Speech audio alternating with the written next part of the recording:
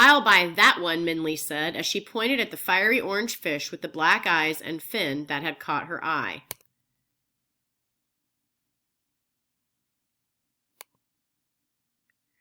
The other village children looked at her enviously, while the watching adults shook their heads.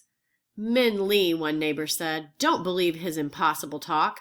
A goldfish won't bring fortune. Save your money.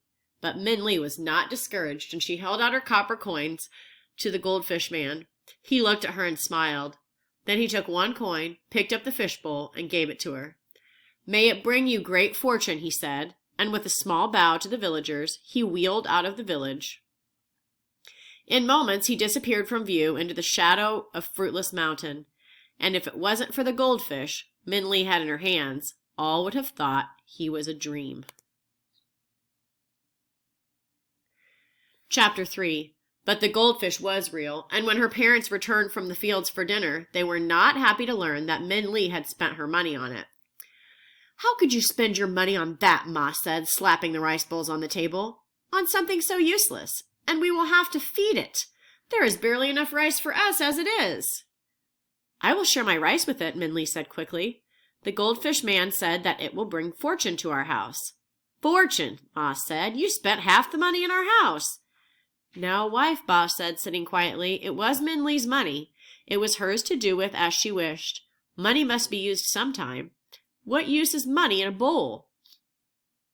It is more useful than a goldfish in a bowl, her mother said shortly. Who knows, Ba said. Maybe it will bring fortune to our house. Another impossible dream, Ma said, looking at the plain rice in her bowl with bitterness. It will take more than a goldfish to bring fortune to our house. Like what? Min Lee asked. What do we need to bring fortune here? Ah, Ba said, that is a question you will have to ask the old man of the moon. The old man of the moon again, Min Lee said, and she looked at her father. Ba, you said you would tell me the old man of the moon story again today. More stories, Ma said, and her chopsticks struck the inside of her empty rice bowl resentfully. Haven't we had enough of those? Now, wife, Ba said again, stories cost us nothing. And gain us nothing as well, Ma said. There was a stony silence as Ba looked sadly into his rice bowl. Min Lee tugged at his sleeve. Please, Ba, she said. Ma shook her head and sighed, but said nothing, so Ba began. The story of the old man of the moon. Once there was a magistrate who was quite powerful and proud. He was so proud that he demanded constant respect from his people.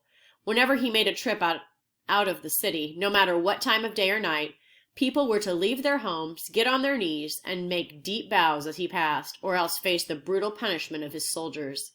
The magistrate was fierce in his anger as well as his pride. It is said he even expected the monkeys to come down from the trees to bow to him. The magistrate was harsh with his subordinates, ruthless to his enemies, and pitiless to his people. All feared his wrath, and when he roared his orders, the people trembled. Behind his back they called him Magistrate Tiger. Magistrate Tiger's most coveted wish was to be of royal blood. His every decision was crafted for that purpose. Every manipulation was part of a strategy to achieve acceptance into the imperial family. As soon as his son was born, he began to make trips and inquiries to gain influence, in hopes that he could marry his son to a member of the imperial family. One night, as the magistrate traveled through the mountains, again on a trip to gain favor for his son's future marriage, he saw an old man sitting alone in the moonlight. The old man ignored the passing horses and carriages, the silk brocade and the government seal, and simply continued reading a large book in his lap, placidly fingering a bag of red string beside him. The old man's indifference infuriated the magistrate Tiger, and he ordered the carriage to stop. However, even the halting noises did not make the old man look up. Finally, Magistrate Tiger exited his carriage and went to the old man, who was still engrossed in his book. Do you not bow to your magistrate? He roared. The old man continued to read. What are you reading that's so important? The magistrate demanded, and looked at the pages of the book. It was full of scribbles and scrawls that were not of any language the magistrate knew of. Why, it's just nonsense written in there. Nonsense! the old man said, finally looking up. "You fool! This is the Book of Fortune. It holds all the knowledge of the world, the past, present, and future."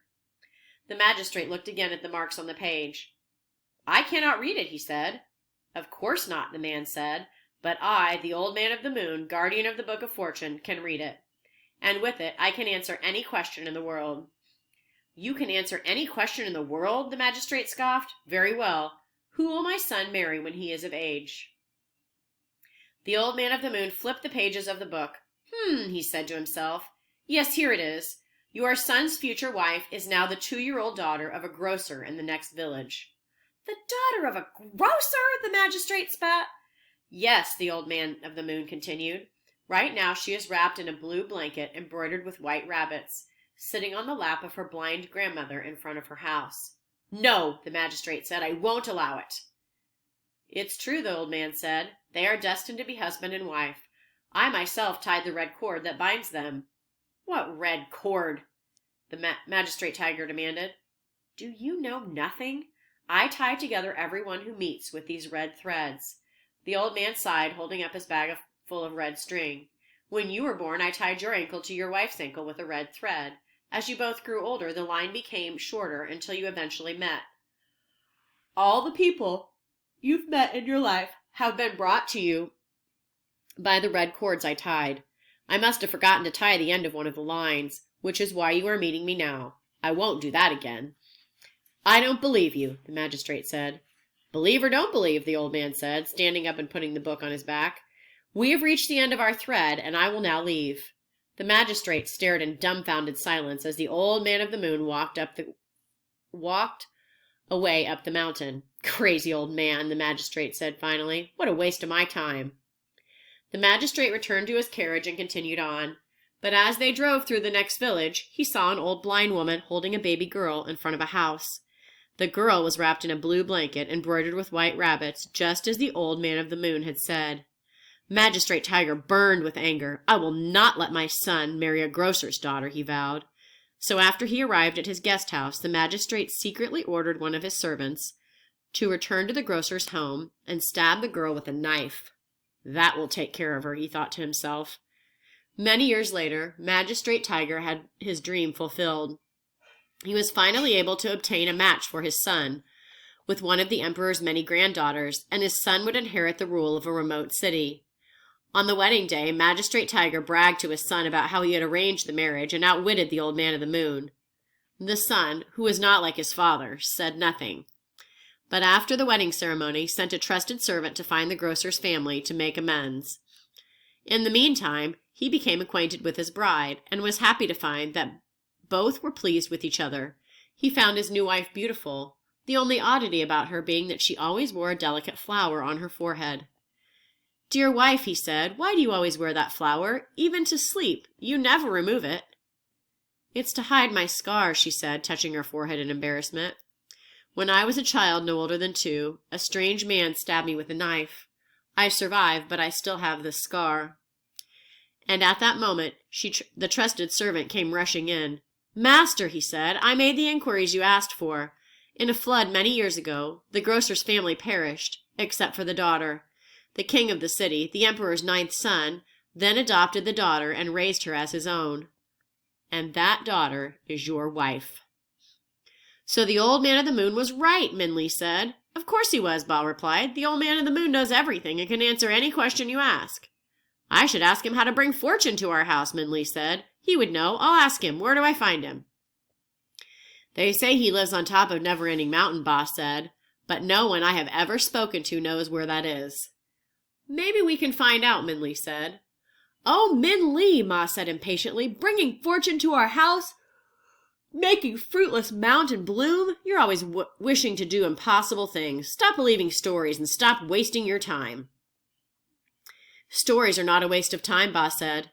"Stories," Ma said, slapping her hands against the table, making the water in the fishbowl sway as she stood up and left the table, "are what wasted money on this goldfish." Minli stared down at her rice bowl. The few white grains left sat like precious pearls at the bottom of her bowl. Ba patted her arm. "Eat all your rice, daughter," he said, and with his shaking hands, he scooped the last of his own rice to to feed the fish.